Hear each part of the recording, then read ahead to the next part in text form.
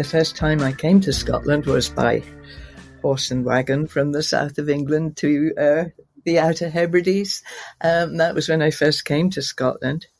And then I just stayed, mostly for people that I became friends with or that I fell in love with. And I just stayed, yeah. Invariably, whenever I ask somebody who moves specifically like a different country, but oftentimes even different cities, there's always a boy or girl involved at some point in the process.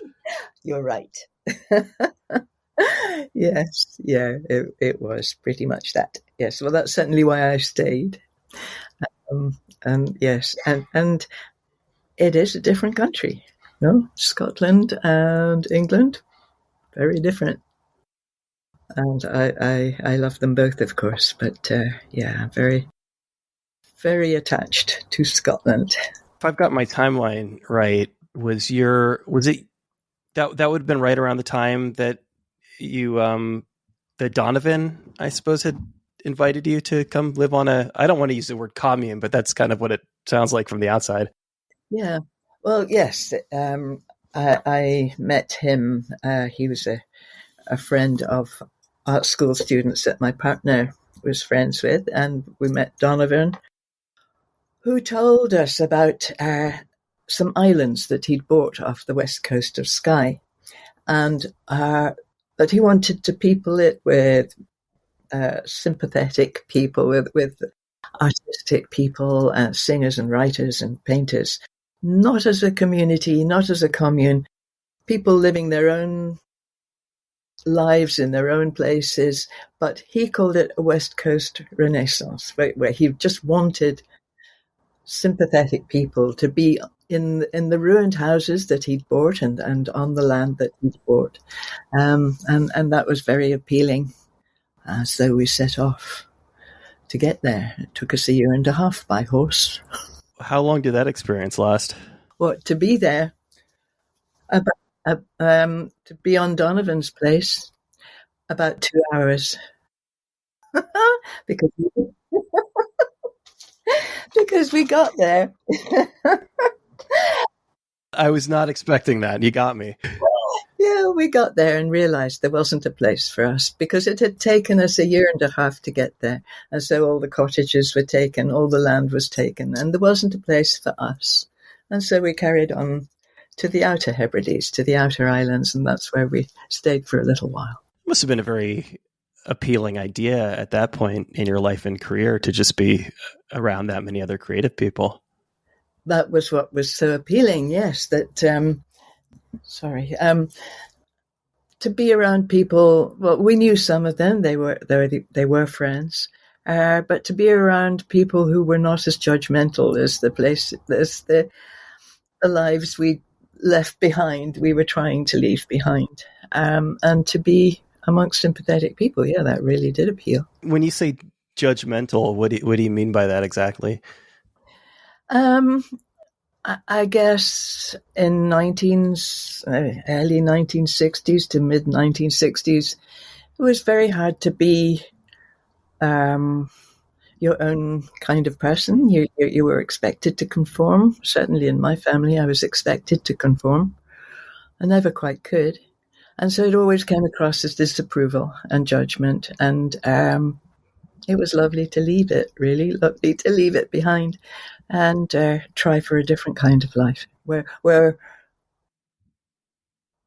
there wasn't that kind of judgment, to be amongst friends, to be amongst sympathetic people who understood, because they were also trying to leave that kind of judgment as well. I certainly understand that from, the perspective of your family. I mean, that's oftentimes that's what families do, right? And they're looking out, they think they're looking out for your best interest, and they've got a very specific idea. Yes. But it's I suppose it's a little bit surprising to hear that was the case in London at the time. Yeah. Well, of course, there were a lot of people in London in the arts and music, and who would have felt the same as me, but they yeah. Again, it was you find your own people if you're lucky. if you're lucky. And I didn't. I didn't in London, although I was around very successful musical people. I didn't find my own success in that world, and so I was quite happy to leave it. What was your sense at the time, and I suppose now as well, but what was your sense of who your people were? Who my people were? Young people who were finding it as equally difficult as I was. And yeah, I think, actually, it's a funny question because I don't think I did feel as if I had my people. Maybe one or two. I think that's a dirty secret that a lot of us don't talk about is we never, we find people who we can connect with, but maybe some people never really do find their people. That's quite a thought. But yes, you're right. Maybe they don't. Maybe they're always just an individual blowing in the wind. And yeah, I don't think I found my people. I found my family. I found my own family with having my own children and my partner's children, and all of us. We are a family. But as for my people in my, actually, no, that is a thought. When I came back to music, and to recording music in around about 2004, 2005, I did find my people, and they were a whole lot younger than me, and they understood what I had been trying to do back when I was their age. They understood it in a way that my contemporaries hadn't. And so, yes, I did find people who felt much more like me than I had when I was young. It sounds like your people found you. Maybe. Well, yeah, I guess, someone like Devendra Banhart, who was always such an incredible advocate for me. And, people have said that I influenced him or that I influenced Joanna Newsom. I didn't. They made a place for me where, it wasn't that I brought them along. They made a place for me, so yes, that should answer your question. I did find people who were sympathetic to what I'd done when I was their age. Yeah, that was really good. He, I suppose, somewhat famously wrote you a letter. He was asking for advice. Is that right? He was, yes. He wrote me a letter with, it was a sort of package with a tape and some drawings and some lyrics. And he sent it to my record label, and it sat on a desk for ages and ages until somebody realized, we better give that to her. And by that time, it was all crumpled and coffee stained. But when I opened that envelope, it was lovely. It was just so good to hear what he was doing and to see what he was doing in his beautiful drawings, and him asking me if he should carry on. And of course, I said, because he was having a really hard time finding anybody to listen to him. But yes, I said, of course, yeah, please carry on, because it's great. And we've been friends since, which is lovely. It's one of those funny things. That's an easy piece of advice to give to somebody else. Uh-huh. But it sounds like, one, perhaps there wasn't anybody there to give you that advice, and two, oftentimes, especially when we're really down on ourselves, mm-hmm. we're not in a place where we're willing to accept that advice. Yeah, I never had that. It was very different back then. Feedback was something that you didn't get, with the internet, things, that kind of thing has changed. But, I put out music and had no response to it. And so all I could figure out was that I was no good at it. And there wasn't anybody saying, this is great. Even the people I was working with, nobody said, this is worth doing. This is worth putting out. This is worth having people listen to. There wasn't anybody like that for me back then. And that's what I mean about the more recent experience that that did happen. That there was the encouragement, there was the understanding. I think this time around, not that time around. Do you think at the time, if the places were switched and you had reached out to somebody, that you would have been receptive to that advice? I think so. I think I'd have been so surprised. That just that anybody thought that what you were doing was worthwhile? Yeah, because people didn't say that kind of thing really. Producers and managers, and you just did what you were told to do, and nobody actually ever passed any opinion of whether it was any good or not. And so, where do you get your encouragement from? If you have great faith in yourself and your own abilities and your own creativity, that's different. But if you don't, it's easy to get left behind, to get crushed. And I sure didn't have any at all. Well, I did in the songs. I really liked the songs that I was writing, and I did have ambition for them. But when they didn't make any impression on anyone, then I thought, oh well, they can't be any good then. That's it exactly. Is that you need to have a certain level of faith or belief in yourself to take that leap in the first place. Sure. Yes, I did right at the very beginning when I was 19, 20, when I first started writing songs and taking them around people. I thought that they were good. I really did. But when nothing happened to them out in the real world, out in the wider world, it doesn't take much for you to go, oh well. Oh well, can't be any good then.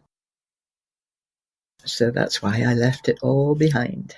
Yeah, it seems like, and I think that this is a fairly universal experience. I've certainly been through it myself. Is that it's not one thing, that it slowly your confidence slowly chips away. Yes, it does. It does, and that's certainly what happened, because I did record a few singles that were not released, and that was difficult to deal with, and to keep going and to keep making more. Oh, this time it'll work. This time it'll be great. This time I'll prove everyone wrong. And it just didn't happen. So, ouch. But it must have felt in the earliest days. I mean, I know that you were very hesitant. You didn't want to record somebody else's song. You were offered this Jagger Richards song. Mm-hmm. Obviously very high profile, but that's not the reason why you were doing any of this. But still, to have met the people that you met and to have been given the opportunity to record at, it sounds like, 19 or 20, it must have felt for a brief moment like you had made it.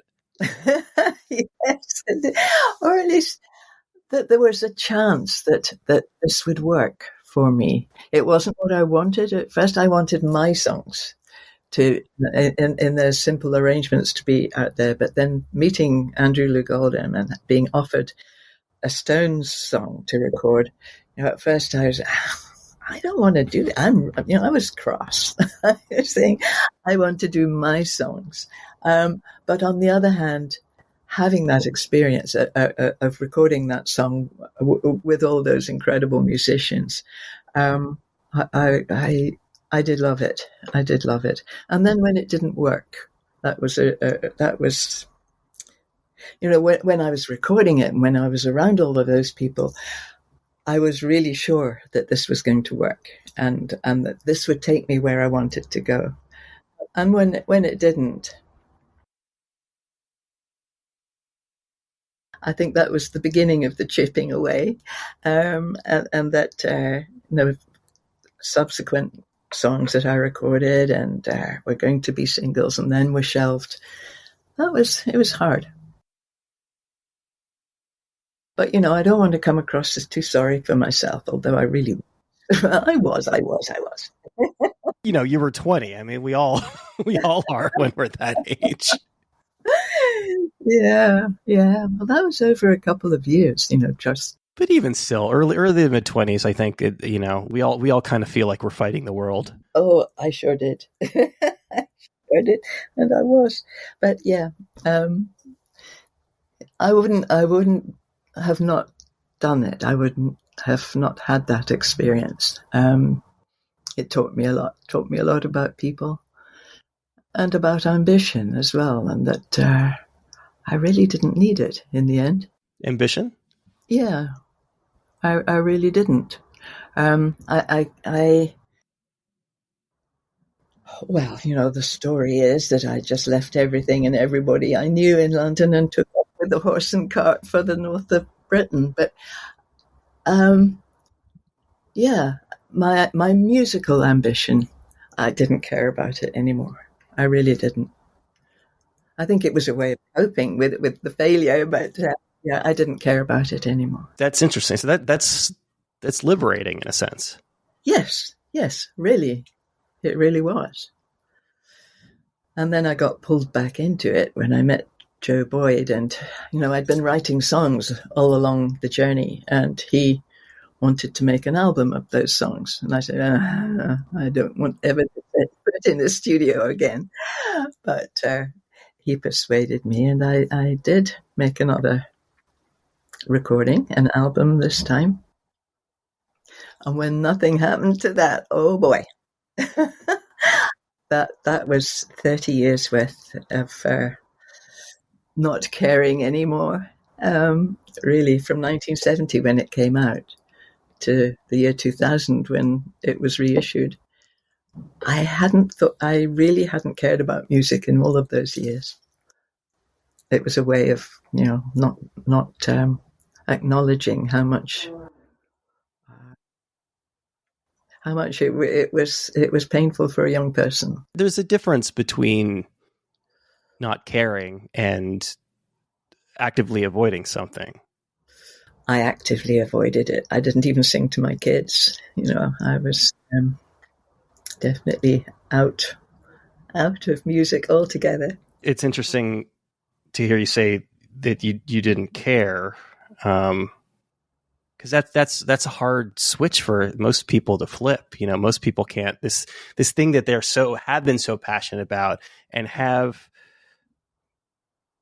spent so much time and so many years and so much effort doing, to just suddenly be able to shut it off is really difficult for most people.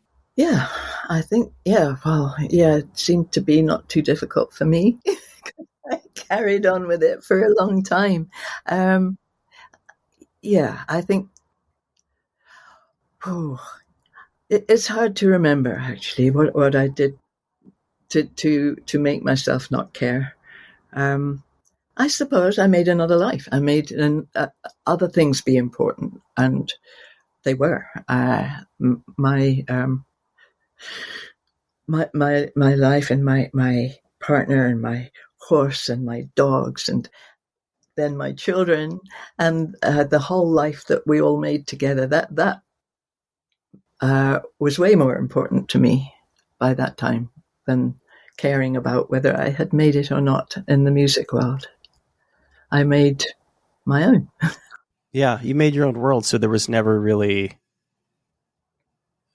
there was no regret to dwell on, really. No, I had no regrets at all, and I still don't. I have no regrets about the way that it worked, and I think, yeah, the one regret, as I say in my book, is that I didn't sing to my kids, and that music wasn't a big part of their lives growing up. I do regret that, but apart from that, not at all. It must have been a very surreal experience for them the day that they realized that not only do you have this beautiful voice, but that you had led that life. Yes, because I didn't ever refer to it. I didn't tell them about it. And, when they found out, why didn't you tell us that you knew Mick Jagger? Well, I didn't really know him, I sat next to him a few times. But you didn't tell us even that. That I was part of that world. they knew nothing about it. And I think, it was very exciting for me as well to be able to tell them about it uh, without mm, without any regret. I think it was a good time to be able to bring it all to them, and that's why I wrote my book. Really, was to tell them the story. That's how it started, anyway. To tell them that it did happen. Obviously, the process of writing a book takes a lot longer than just telling your kids. Yes. They're grown up by the time you finish it. Exactly. Yeah, with kids of their own. Yes. Yeah, that's true. It took I started writing it a long, long time ago before them, and then eventually finished it last year. So, yeah, it did take a while. I think we also often don't realize when we're in the middle of something how important and substantial these things are, especially again when you're 19 or 20 and everything's happening so quickly. Yes. Yeah. I did know how incredible the time was. I couldn't have articulated it really, but I knew that the time that I was growing up in and the time that I was becoming an adult in was a really important time, a really different time. And I couldn't tell you what I thought was happening.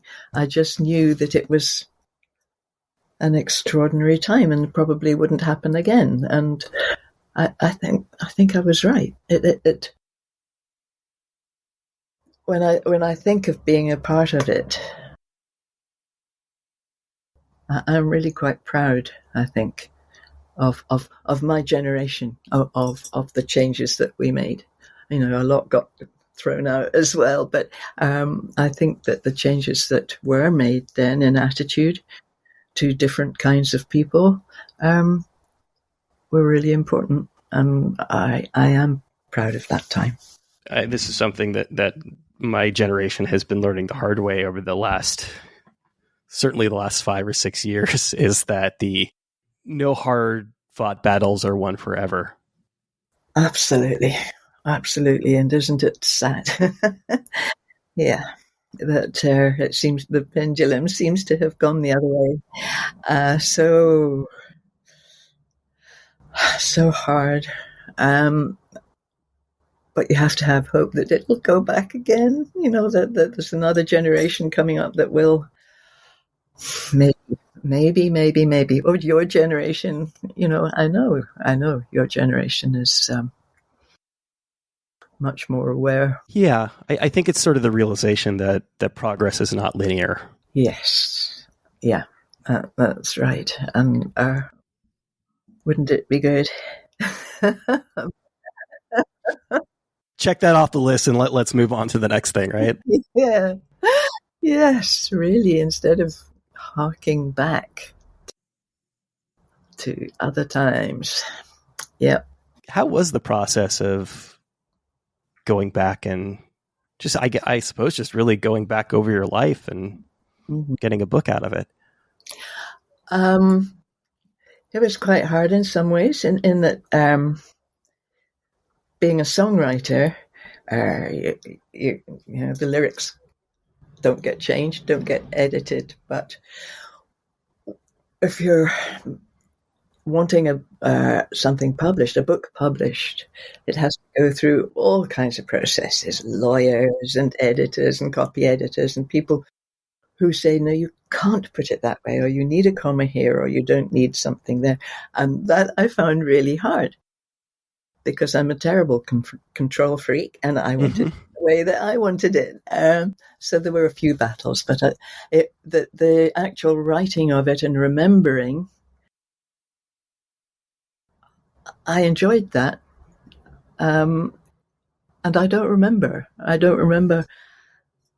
actually sitting down and writing it. It just sort of just came, and it was fun putting it together, putting all the different bits of it together, a bit like a drawing or a painting. That I wanted it to be more like a picture than, some kind of social document, which I was never very keen on writing. I just wanted to try to portray the way it was for this young bunch of people in 1968, 69, 70, trying to make a different life for themselves. I hope I've done that. I hope. I will confess that I just received it over the weekend, so I've only just started it, but I will let you know. I will give you an informed opinion by the time I finish. Please do. It's really useful for me to know how it comes across. And I'm very curious if you agree with this. I think that part of your appeal during that period when you came back was there was a sense of mystery about you. You didn't feel it, certainly. You're living your life and you have these children, but I do think that, obviously overall the music is the most important thing, and that's the thing that's endured, but there is a lot of initial excitement, feeling like you've discovered this thing that nobody knows about. Yes. Yeah, well, that was quite hard, really.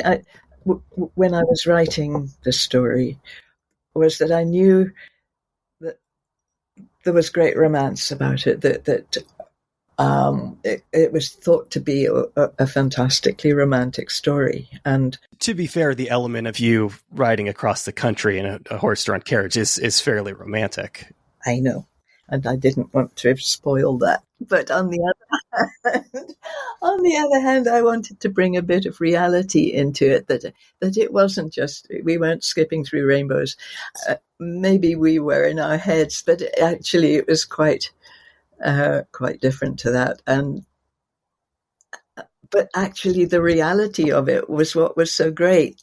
Not just that it was romantic and lovely, but the actual reality of what we were doing and the changes that we were making in ourselves were fantastic. And I have no regrets about that either. I think about that journey and what we did and what we gave up in order to do it. And we had nothing, it wasn't like it wasn't as if we were middle-class kids with any kind of trust fund or anything like that behind us. We had nothing behind us. And we made it up as we went along. And I'm really proud of that it wasn't just a fairy tale, that it was something that we had to do, and it was something that we did rather well, I think, rather bravely. And it did educate me for the rest of my life. And I'm really glad I did it. But yes, it was hard. It was difficult making the choices as I was writing the book. Do I really want to make this sound as if it was dreadful? No, I don't want to make it sound as if it was dreadful. I want to make it as real as possible, but also that it was extraordinary, that what we were doing was extraordinary, as well as a bit romantic. That we were pretty crazy. But in a good way, I think. So it's not Dickensian, certainly, but no. But I also do, I do think that people do romanticize and can romanticize the struggles. Yes. Yeah.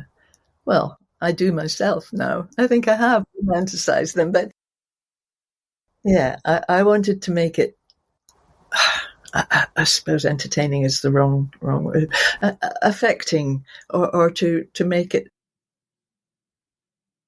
to make more of it. No, that it wasn't just a lovely dance through roses and tulips. It was.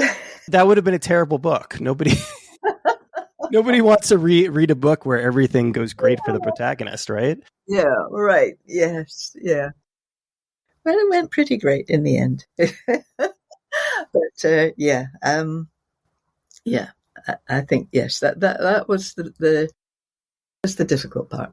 Choosing who to write about, how to write about them, who to hurt, who not to hurt, and things like that. Now, when you say hurt, I hope I haven't, but probably I can see that I could have hurt some people by telling their story in my way rather than them telling their own. But yeah, my sister-in-law, when I said, people might doubt that I'm remembering it right, and she said, but it's your memories. It's nobody else's. It's yours. And you just write it from your own memory. And that's that. And so I did. It is a 180. And what, I guess, so, as you said, you didn't really have that much difficulty walking away from that life, but was it something that you were compartmentalizing, or was it something that you chose to not remember? Because if so, the process of writing a book is a bit of a 180 from that. Yeah. Well, there are some parts that I actually don't remember. I've blotted them out. The very beginning of the horse journey, I don't remember very much about it because it was, it was quite hard. But the bits that I do remember are so clear, and I love the stories of them. I love the stories about the people that I came across. And so that it wasn't hard because I've kept those stories in my head all of those years and loved thinking about them. So it was actually great to be able to write it down and see it all again and see it all for myself again. It wasn't that life that you left behind was so painful that you felt the need to not engage with it. No, not at all. Not at all. I wanted to understand why it was painful and to try and explain why it was, but also to explain that actually it was incredible. And, that the experiences I had of the music business in the mid-60s, I wouldn't not have had it. I don't mind going back there and talking about all of that because it was great and it makes me laugh now. The things that happened and all kinds of things that I haven't put in the book, of course. But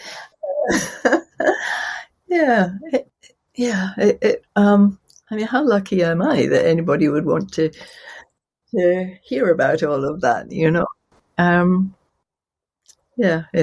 It's my overwhelming feeling is of being very fortunate to have a second go at music after abandoning it for so long, and then to be able to write about it. I'm very fortunate. Forgetting for a moment that obviously the fact that you did have that second career is obviously a big part of the reason why people want to read a book from you. But forgetting that for a moment, if that hadn't come along, do you feel like you still would have been able to write this book? No. Not in terms of would people want to read it, but in terms of the process of re-engaging with those stories. No, I wouldn't. I'm pretty sure I wouldn't, because it was when Just Another Diamond Day, my album that I made in 1970, when it came out again in 2000, I was so scared that the same thing would happen. It would be dismissed as nursery rhymes for kids, or that it was just a lightweight bit of nothing, bit of fluff. But that didn't happen. And people who were writing about it were maybe the same age that I had been when I made that album. And rather than the way it was dismissed by my contemporaries, it was embraced by this whole new generation of people who understood it in a way that it was meant to be understood. It was a document. It was a fantasy. And because these incredible things were being written about it that I could see on the internet, which was, another great revelation, it made me able to pick up my guitar again and start writing songs again. That positivity about something that I'd done even 30 years before helped me to carry on and make more. Now, I think if that hadn't happened, I wouldn't ever have picked up my guitar again. I would never have written any more songs. I would never have written any more music. And I'm pretty damn sure I'd never have written a book. We want to think that we can make, art for the sake of art, or that we're so driven to make it that we can't not make it. And we want to think that we are not beholden to the opinions of others. But there are very few people who can actually say that. Absolutely. Oh, completely. And I've always felt, there was something missing in me, that I couldn't get over the fact that there hadn't been anything great said about anything that I did, that I wasn't driven, that I wasn't passionate about what I was making and doing enough to get over not having anybody tell me what they thought of it. And that has always been a regret. Yeah, a regret. Okay, we found the regret. We got the regret. We got the true regrets, singing to your children and that. So there are two regrets, but that's still pretty good at the end of the day. Yeah, the regret for not being able to overcome that. And as you said, to be driven enough by your art to just keep going. And yes, I do regret that I didn't have that strength to keep going. It's so interesting, though, in reading this book and listening to some interviews that you did around it, and realizing that you hated the record, or at least you hated what was, I guess what was done to you. You hated being sort of pigeonholed into this scene, this folk scene that you didn't feel a part of. And for that to be the thing to bring you back into music is kind of amazing. Yeah. Oh, I did hate it. I did. I don't hate it now. I'm very grateful. Would be bad if you did. Yeah, I know. But even back in 2000, when I was reading lovely things said about it, I thought, are they actually listening to it? I mean, are they talking about the same album that I've rejected and abandoned and loathed all these last years? And it's taken me a while to understand that it's okay. It's okay. Yes, and the whole folk thing, that I never thought of myself as a folk singer, and I don't now. So when I'm called a folk singer, it always makes me cross. But I have to get over it one day. I don't. Labels, at the end of the day, genres don't really amount to much. But when you did find your people, when you found your kindred spirits, it was folk singers. Well, if you're talking about the Incredible String Band and Fairport and the people Devendra and Joanna Newsom. Yeah. Would you call those people I think so. Well, at the time we called them freak folk. Freak folk, exactly. Yeah, and for some reason, I didn't mind that so much. I think the whole folk singer thing, for me, it was the 1950s and 60s of people with Aran sweaters and singing songs about sailors and murder. Okay, so it was more of a Peter, Paul, and Mary than a Bob Dylan thing. Yeah. And well, yes, I suppose the American ones, yes, but the ones here, I didn't feel I was any part of the folk music people in the UK at that time, and they didn't accept me, and I didn't accept them, and I thought of myself as a pop singer, and so it was always difficult, and then. Well, actually, Joe Boyd, who produced Diamond Day, apologized to me recently for bringing in the string band and for bringing in convention people. I didn't know them. I knew nobody at that time. I'd been on the road for a year and a half. For bringing them in because he thought that that's what I was. He thought that he said, well, you were living the most folky life of anybody I knew at the time with a horse. Pastoral would be the word I would use. Yes. That's a much better word. And he said, yes, I've condemned you to being called a folk singer all your life. But and he did apologize. It was really sweet. But he had good reason, certainly, for thinking that that's what I was.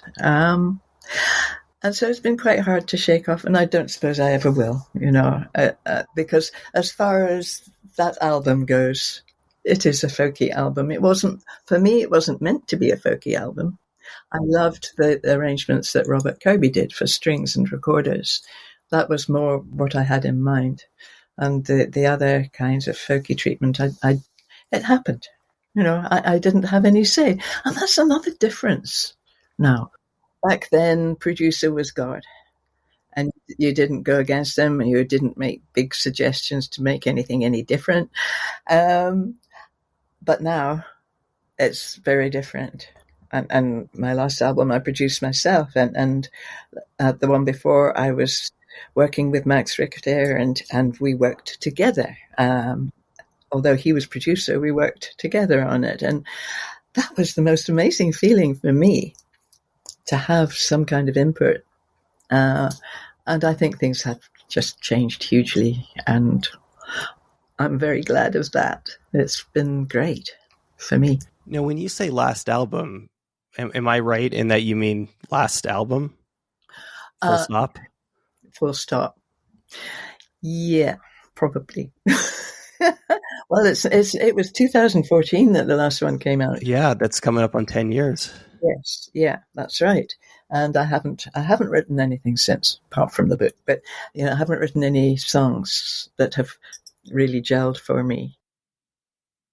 So I don't really know. I mean, it wasn't intended to be my last album, but when it was being mastered, Mandy Parnell, the mastering engineer, turned to me and said, "For your next one, I'm coming up to your studio and I'm going to completely redo it because it's dreadful."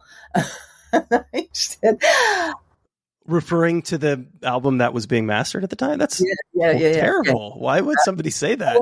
Oh, no, she didn't mean that the recording was dreadful. She just meant the layout of my studio was hopeless, and that she would have put it right. And I said, "Oh, no," after days and days of this, I said, "I'm never doing this again." And the record label guy from Fat Cat, Dave Howell, was there, and he just put it into the promotion material that this will be her last album. Oh, so you were just frustrated at the time. And do you feel that getting out in the way it did, that you almost feel like you've had to adhere to that?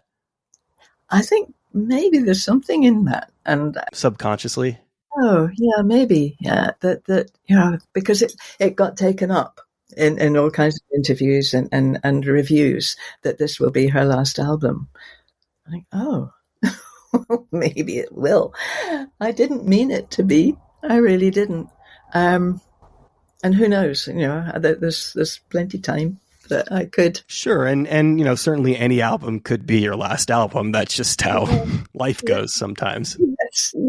Yes, sure. So it didn't. There was nothing. It didn't have a finality to it. No, it didn't. Although the last song that I wrote, the song "Heartleap," I did feel that song said everything I ever wanted to say. But on the other hand, that's quite a long time ago now. As you say, it's 10 years, and so a lot of life has happened in the meantime. So I've got a lot more to say, maybe. Although it's really, really hard to know how do you express what's going on now in song. Do you feel a sense of obligation when you write a song to attempt to put that into words? Yeah, I think so. Rather than what's going on in me, what's going on out there, which is in fact what Diamond Day was, what Just Another Diamond Day was. It was out there. It wasn't in me, which was what my first songs were. That was all about me. And so, I would like to be able to do something like that. Whether I can or not, I don't know. Not only, I guess, being the last song that you wrote, but also the final song on the album. Yeah. When you say that a single song expressed everything that you were attempting to express at the time, what did it get across that the other songs weren't able to do? I think that the cyclical nature of loving and living was that you can go through heartbreak and come through it and have a wonderful, wonderful, heart-filled time, and then another heartbreak. And it goes around and around. And I think that's what I was trying to say, was that it comes back, that there is no end to it, that it comes back, that life and love comes back. Life and love come back, but heartbreak also comes back. Yes, it does. Yeah. It sounds like when you were in a space where you felt like you could write again, that the songs just started coming. Is that safe to say? Yes, really. When I started writing them again, it was as if they'd been there, and that they just sort of made themselves seen and heard again. And they came in most extraordinary places. One of them, probably the one I like best from my second album, was The Same But Different. And I was in a supermarket staring along a shelf of beans or something, and it came straight into my mind, completely ready-made, and I had to rush home and put it down. And another one just came in the middle of the night, completely made. It was a song called Here Before, and it was as if it had been there all along. And yet other songs, I can work and work and work and try to make them work, and it takes ages and crafting and fiddling around with it. But just some of them were there, and I would love it if that would happen again. If, I could be in a supermarket staring at a bunch of beans, and this song would just appear for me. You ever just go to the store and just stand in the bean aisle? Maybe that's what I should do. What was the process for I suppose the third record, but the second record back? That didn't happen for that one. In that I wasn't standing in a supermarket staring at beans. But a lot of the songs did come very easily. I didn't have to force them in any way that you can. But I think again, because Look Aftering had a lovely response that gave me much more confidence, much more ability to just get down and do it, rather than that, oh, can I do it? Oh, will I do it? Will it happen? That terrible fear of the blank sheet of paper. It was much easier for Hartley, really. My theory, I'm gonna put this out into the world, is this book is coming out.